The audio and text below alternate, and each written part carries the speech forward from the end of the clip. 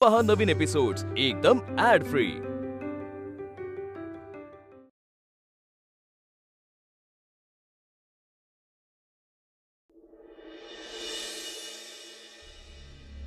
अरे तो आगाऊ टिळक दिसत नाहीये. नाही, आज इतिहासाची परीक्षा आहे ना, आणि इतिहास कोणाची दखल घेतो तर विजेत्यांची, पराभूतांची नव्हे. आणि बरं का, जो आज परीक्षेस अनुपस्थित राहील म्हणजेच अनुत्तीर्ण होईल त्याला सुद्धा कोणीही लक्षात ठेवणार नाही बरं का.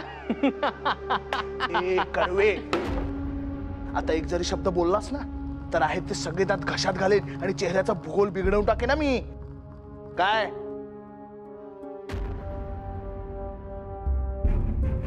बाळ, ए बाळ, काय रे, मलाच काळजी तू येतोयस की नाही? हा, कुठे अडकला होतास? अरे आता काय सांगू तुला, आज सकाळी जागच नाही आली वेळेत.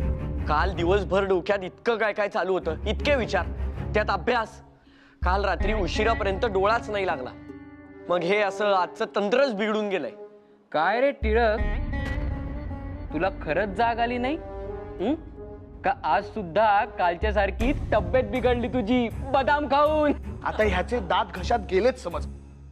काजी, अरे किती मस्करी करायची. अरे कुत्र्याचं शेपूट वाकडं ते वाकडं, सरळ कुठून होणार? बाळ, अरे तुझे डोळे बघ किती लाल झालेत. तुझी नक्की तब्येत बिघडली नाहीये ना? अरे नाही रे, काल रात्री जरा उशिरा झोपलो, त्यामुळे आज उशिरा जाग आली. इथे वेळेत यायचं म्हणून जवळपास अख्खा रस्ता धावत आलोय मी. चला, ताबडतोब आपापल्या जागी बसायचं.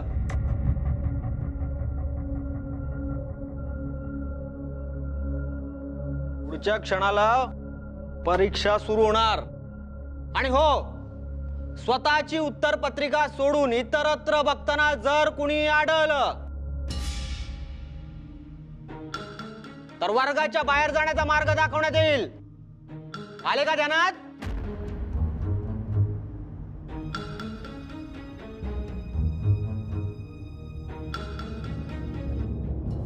काय जमतंय का?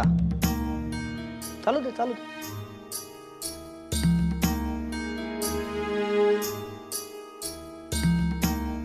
टिळक, काय सुस्त आहे का? काही करा, चिंतन करा, पण पेपर संपूर्ण लिहा म्हणजे झाले.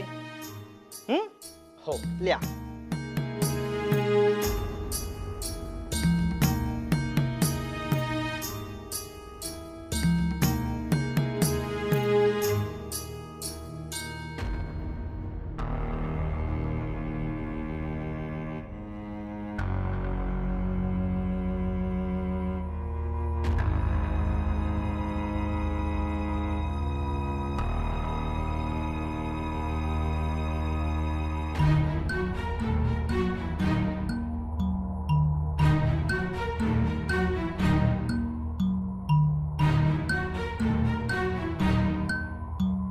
काय रे, असायला काय झालंय? बाळ, परीक्षेचं काही गांभीर्य आहे की नाही? बाळ,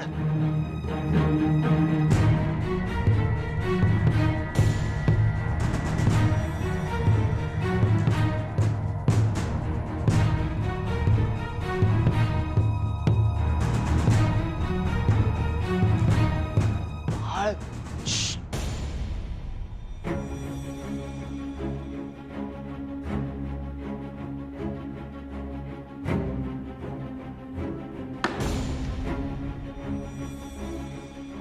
घरी काय गुरासारखं राबतोस वाटतं? नाही, इथे येऊन झोपा काढतोयस म्हणून विचारले. सर क्षमा करा, पण मला कारणे देणारी मुले अजिबात आवडत नाहीत. आले ध्यानात? अरे लाज वाटायला हवी. आपलं वय काय, आपण करतोय काय? अरे इतक्या मोठ्या शैक्षणिक वास्तूमध्ये येता जी त्या द्रष्ट्या ब्रिटिश राज्यकर्त्यांच्या कृपेमुळे तुम्हाला लाभली, त्याचं तरी भान ठेवा. पण नाही, तुम्ही मुलं निर्लज्ज आणि नतद्रष्ट भर वर्गात झोपा काढता. अहो पण गुरुजी, तो खूप हुशार मुलगा आहे. तुम्ही एकदा त्याचा ऐकून तरी. तू त्याची वकिली करू नकोस. तुम्हा मुलांची इथे शिक्षण घेण्याची पात्रताच नाही, निव्वळ बौद्धिक दुर्बळेपणा म्हणायचा. तुमची कुवत जेमतेम खरडे घाशेपर्यंत जाणार. लक्षणं तीच दिसतायत. या भारतीय पिढीचं काही खरं नाही. तरी नशीब खरडे घाशी करण्यासाठी का होईना ते ब्रिटिश सरकार आपलं शिक्षण देत आहे. नाहीतर तुम्हा मुलांनी काय केले असते? छे. सर, मान्य आहे माझी चूक झाली, पण त्यासाठी अशी दूषणं देणं म्हणजे माझी बाजू ऐकून न घेताच. आता तू आम्हाला सांगणार काय योग्य आणि काय अयोग्य ते? उत्तर पत्रिका रिकामीच. मेंदू सुद्धा तसाच दुबळा दिसतो आणि मला शिष्टाचार सांगतोस? सर, माझी काय किंवा या वर्गात बाकी कोणाची काय, बौद्धिक कुवत कशाला काढताय? वाटलं तर या क्षणी मी काय सांगतो आहे ते ऐक. परीक्षा चालू असताना झोपा काढतोस आणि मी काय करायचं हे तू मला सांगणार? हा, आता या क्षणी वर्गातून चालायला लागायचे. आले ध्यानात?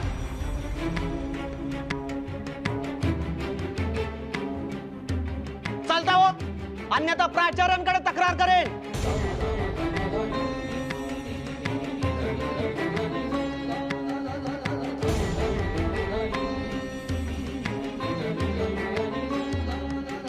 तुम्ही काय बघताय? पेपर सोडवा.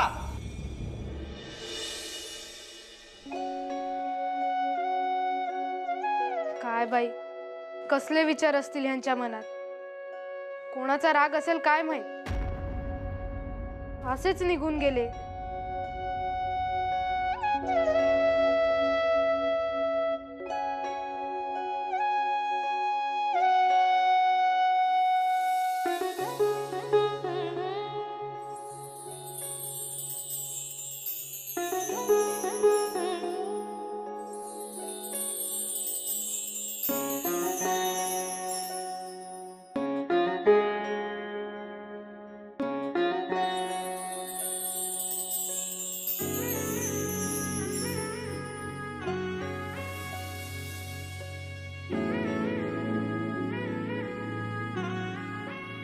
सासूबाई म्हणतात तसं हवं तर रागवा माझ्यावर, पण आत्ता जसे शांत बसले आहात तसं माझ्याशी बोलणार कधी तुम्ही? आणि बोलणं सोडा, ऐकणार कधी? पाहावं तेव्हा आपलं ओरडतच असतात माझ्यावर. मी आपलं ऐकून घेते म्हणून ठीक आहे, पण तो राग मात्र नाकाच्या शेंड्यावर असतोच काय. आणि त्या वड्याच्या पारंब्यांसारख्या दिसणाऱ्या तुमच्या मिशा. तर मला खूपच राग आला होता तुमचा. किती बोललात मला, पण सासूबाईंनी सांगितलं ना की तुम्ही माझ्यावर चिडलात कारण तुमचं माझ्यावर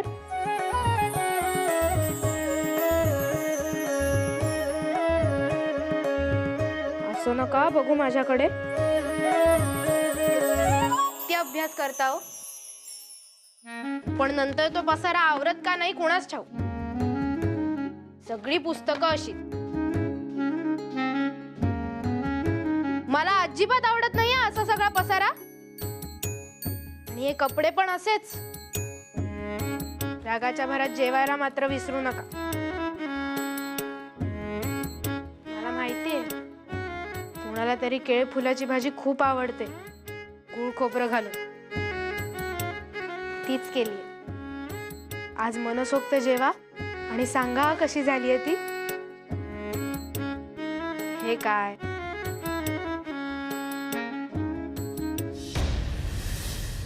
अगं बाई, सासूबाई. अगं बाई, हिला काय झालं आता? भामे, अगं काय झालं? किती जोरात ओरडलीस? हे बघा सासूबाई. अगं बाई, हा तर बाळचा डबा. विसरला की काय? बघा ना. घ्या. काय करावं या मुलाच्या वेंधळेपणाचं ना मला समजत नाही. एवढं पहाटे सुटून तू भाजी केलीस त्याच्यासाठी आणि हा मुलगा डबा घरीच ठेवून गेला. सासूबाई, काय झालं असेल हो यांना? काहीतरी बिनसलंय यांचं. आधी असे नव्हते वागत हे. म्हणजे कालपासून यांचं चित्त थाऱ्यावरच नाहीये. काल धड नीट जेवलेच नाही आणि आजही हा मुलगा उपाशीच राहणार.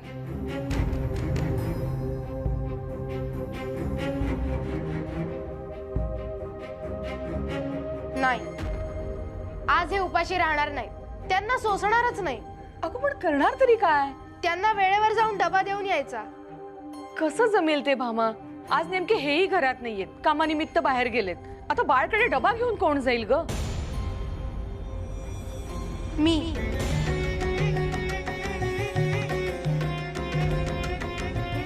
मी नेऊन देईन त्यांना डबा.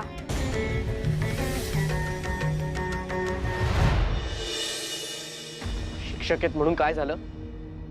संधी द्या एकदा. भारताच्या उगमापासून सगळा इतिहास एका बैठकीत सांगेन. मला बौद्धिक दुबळा म्हणतायत. अरे बाळा, तू ढीक सांगशील, पण ऐकणार आहे कोण? बोलायच्या आधी ऐकायला शिक बाळा. त्याशिवाय संवाद पूर्ण होत नाही. आणि त्यासाठी योग्य ते व्यासपीठ आम्ही उभारलंय. एक अशी जागा जिथे आपला आवाज ऐकला जातो. व्यासपीठ? होय. अरे आता आपल्या देशाचं भविष्य तुमच्यासारख्या तरुणांनी नको घडवायला? नवे विचार, नव्या धारणा, हे सगळं यायला हवं. आणि म्हणूनच तर आपण हे उपक्रम सुरू केलेत. महादेव गोविंद रानडे यांचं व्याख्यान आहे. अरे रानड्यांना ऐकणं म्हणजे पर्वणीच. नक्की ये. हो, माहितीये मला.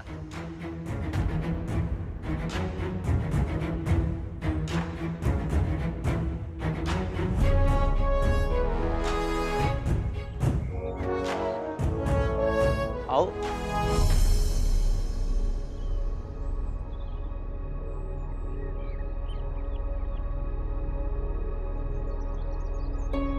काय कोणाला शोधतोस? अरे ते पत्रक देऊन गेले ते काका. अच्छा ते, अरे आपले जोशी काका, म्हणजे गणेश वासुदेव जोशी. अच्छा, ते आहेत होय. हा. आजपर्यंत फक्त नावच ऐकलं होतं. अरे अवली माणूस, अवली माणूस, पण तेवढाच तत्वनिष्ठ. अरे नामांकित सरकारी वकील होते ते. असा प्रतिवाद करायचे की खटला त्यांच्या बाजूने निघायलाच पाहिजे. पण सोडली त्यांनी वकिली. का? अरे एकदा काय झालं, एका खटल्यात त्यांना असं समजलं की सरकारची बाजू चुकीची. त्या गोऱ्या न्यायाधीशानं लाच घेऊन सरकारच्या बाजूने निर्णय दिला. त्या क्षणी जोशी काकांनी वकिलीवर तुळशीपत्र ठेवलं. तेव्हापासून आपल्या समाजात सुधारणा कशी करता येईल यासाठी या अशा कामातून ते प्रयत्न करत असतात. खऱ्या अर्थाने समाजाला वाहून घेतलेले सार्वजनिक काका. रानडे येणार म्हणजे संपूर्ण पुणे ऐकायला येणार. आणि बरं का जोशी, इथला शिपाई वर्ग पदोपदी तुमचे आभार मानित असतो. का? अहो का म्हणून काय विचारताय? गोर गरिबांसाठी म्हणून तुम्ही पुण्यात पाण्याचा सार्वजनिक हौद बांधलात. शिवाय नोकरी सोडून तुम्ही तुमचं आयुष्य समाजासाठी खर्च करताय. आभार मानलेच पाहिजेत. अहो ती वकिली म्हणजे कृष्णानं आणलेलं पारिजातकाचं झाड. म्हणजे कष्ट आपले आणि सेवा त्या गोऱ्या सरकारची. त्यापेक्षा आपल्याच माणसांसाठी जगू असं ठरवलं. अहो इथली काठी इथल्याच मातीत रुजायला हवी. जोशी, त्यासाठी फार मोठं मन लागतं. जितक्या सहज तुम्ही हे सगळं बोललात तितकी सोपी गोष्ट नाहीये ती. नमस्ते सर. आलाच का? बरं का जोशी, हा माझा टिळक्या म्हणजे बाळ गंगाधर टिळक. पोरगा हुशार आहे, चाणाक्ष आहे. आणि बरं का टिळक्या, हे सार्वजनिक काका ओळखतो मी यांना. म्हणजे ऐकलंय यांच्याबद्दल. घ्या जोशी, म्हणजे तुमची ख्याती तरुण वर्गात देखील आहे बरं का. मगाशी मी तुम्हाला जे म्हणालो ना, त्याचीच ही प्रचिती. अहो कसलं काय? काका, तुम्ही बांधलेल्या नव्या विष्णूच्या मंदिरात रोज जातो मी. अरे वा. अरे मी कोण रे बांधणारा? आपण निमित्त असतो फक्त. येन केन प्रकारेण देवाची, आपल्या माणसांची सेवा करता यावी हाच उद्देश.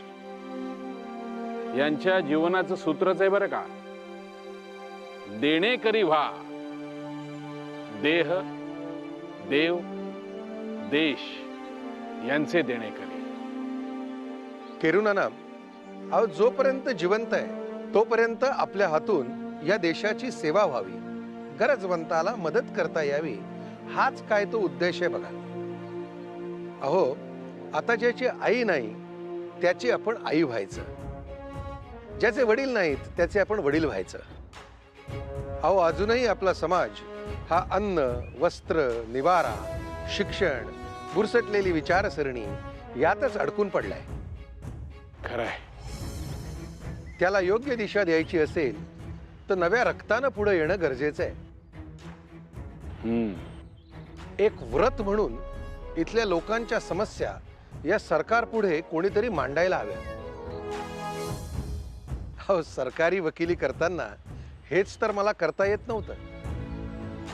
आपल्या समाजासाठी काहीतरी करायची इच्छा मला देखील आहे. मी तुमच्या बरोबर कार्य करायला खरंच खूप उत्सुक आहे. समाजकार्य म्हणजे फार मोठं तप असतं बाळ. त्यासाठी फार मोठा मनोनिग्रह लागतो. जीवन म्हणजे जेवणाचं ताट असतं. गोड, आंबट, तिखट, खारट अशा सगळ्याच भावना असतात. सगळ्यात आपला जीव गुंतलेला असतो.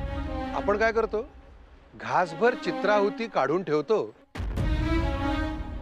आणि आपल्याला असं वाटतं की आपण फार मोठं धर्माचं काम करतोय. हा गैरसमज आहे बाळ. ज्या क्षणी स्वतः उपाशी राहशील आणि भरलेलं ताट समोरच्या गरजवंताला देण्यामध्ये तू समाधान मानशील, त्यावेळेला तुला सेवेची महती कळेल. सुदैवाने हे सारं मी करू शकलो. अजून खूप शिकायचं आहे तुला. तेवढी मानसिक तयारी असेल तर नक्की ये. व्याख्यानाला मी तुझी वाट बघेन. गिळक्या, नक्की यायचं हं? हो सर. हा या जोशी.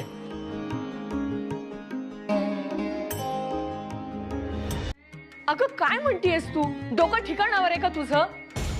हे बघ, मला तुझं बाहेर जाणं चालणार नाही. हे असले भलते विचार मनातही आणू नकोस. छे छे. अहो पण सासूबाई, आपल्याकडे दुसरा मार्ग तरी कुठे आहे? तुम्हीच तर म्हणलात ना, मामनजी बाहेर गेलेत, लखोबा गावी गेले, कुणाला तरी जावंच लागेल ना. हो, पण म्हणून तू जाणं मला चालायचं नाही. अगं बाई, हे पुणे आहे, पुणे. भले मोठे रस्ते आणि लांबची अंतर, त्यात तू एवढ्या छोट्याशा गावात आलेली, तुला नाही झेपायचं हे सारं. अगं बाई, आणि त्यात तूच कुठे अजून हरवलीस म्हणजे झालंच. नको ती काळजी, माझ्या जीवाला नुसता घोर. म्हणून काय त्यांना उपाशी राहू द्यायचं? आधीच त्यांचे मन स्वस्थ नाही, त्यात ते उपाशी राहणार. मला इथे नाही राहणार सासूबाई. हवं तर मी तुमचा शब्द नाही पाळला म्हणून जी शिक्षा द्याल ती भोगायला तयार आहे मी, पण मला जाऊ द्या. अगं नाही ग भामा, मला चुकीचं नको समजूस. मला राग नाही वाटत तुझा, उलट काळजीच वाटतीये. एवढीशी पोर तू, एकट्या बाई माणसानं इतक्या लांबवर जायचं, त्यासाठी घराचा उंबरा ओलांडायचा. कोणी पाहिलं तर काय म्हणतील? मलाही त्याच विचाराने भय वाटतं. पण आता या प्रसंगात कोण येणार आहे आपल्या मदतीला? कुणीच नाही. माझा जीव यांच्यासाठी तुटतोय. भामा, तुझा कळवळा मला समजतोय ग, पण मी हतबल आहे. हे घरात नाहीये, मी एकटी कसा निर्णय घेऊ? तू पण जरा माझी अडचण समजून घे ना ग. म्हणजे पत्नी म्हणून मीच माझ्या कर्तव्यात चुकले असाच अर्थ झाला ना. आई, अगं मी असताना तू कशाला काळजी करतेस? अण्णा घरी नाहीयेत, पण त्यांचा हा थोरला मुलगा तर आहे. मी जातो वहिनी सोबत, म्हणजे तीही एकटी राहणार नाही आणि तुलाही शांत वाटेल. आणि मुख्य म्हणजे दादाला वेळेवर जेवण मिळेल. भाऊजी, तुम्ही याल माझ्यासोबत? किती चांगली कल्पना आहे. म्हणजे बघा ना, ह्याने सगळंच साध्य होईल. ते सारं ठीक आहे, पण बर एक वेळ हा येईल तुझ्यासोबत, पण तुम्ही दोघं जाणार कसे? रस्ता माहितीये तुम्हाला? आणि कुठं जायचंय, ते ठिकाण कुठे हे तरी माहितीये का? अहो, ह्यांनीच नाही का सांगितलं ना, काय ते डेक्कन का काहीतरी कॉलेज. अगं पण तुम्ही जाणार कसे? चालतच ना. तुम्हाला पोहोचेपर्यंत किती उशीर होईल. त्यात तुम्हाला रस्ताही माहिती नाही, कसं करणार? खरंच की. मग काय करू?